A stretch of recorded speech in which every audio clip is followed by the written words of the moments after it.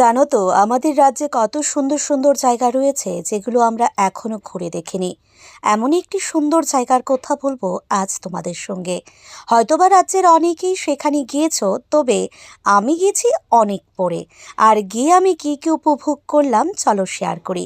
আজ বিকেলে গিয়েছিলাম রুদ্র হিল ফরেস্ট রিসোর্টে, যেটা রয়েছে জিবি বাজার। আর আগরতলা শহর থেকে ওই কয়েক কিলোমিটারের মধ্যেই রয়েছে। যাওয়ার রাস্তা একদম সরাসরি এবং গুগল ম্যাপ ধরে তোমরা খুব সহজেই সেখানে পৌঁছাতে পারবে। তবে রুদ্র হিল ফরেস্ট রিসোর্টে ঢোকার জন্য রয়েছে টিকিট, আর সেটা 200 টাকা পার পার্সন এবং বাচ্চাদের জন্য রয়েছে মাত্র 100 টাকা।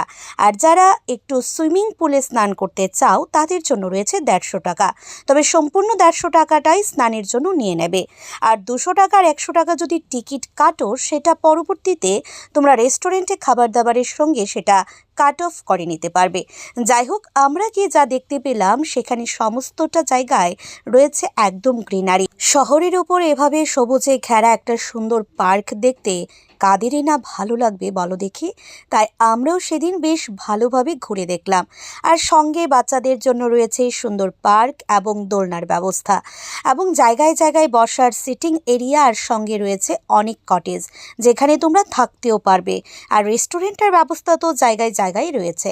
রেস্টুরেন্টের যে ঘরগুলো বা তাদের যে অ্যাম্বিয়েন্সটা সেটা পরে শেয়ার করছি। আগে দেখো আমার এই ভ্লগটার মধ্যে কত জায়গা রয়েছে ছবি তোলার মতো। যারা ছবি প্রেমী রয়েছে, মানে সেলফি তুলতে পছন্দ করো, তাদের জন্য এইটা একটা বেস্ট জায়গা। আমি জানি অনেকেই গেছো, কিন্তু যারা এখনও যাওনি তাদের জন্য আমার আজকের এই ভ্লগটি। তো বললাম 200 টাকা টিকিট কাটার পর তোমরা সেটা রেস্টুরেন্টে কাট অফ করতে পারবে।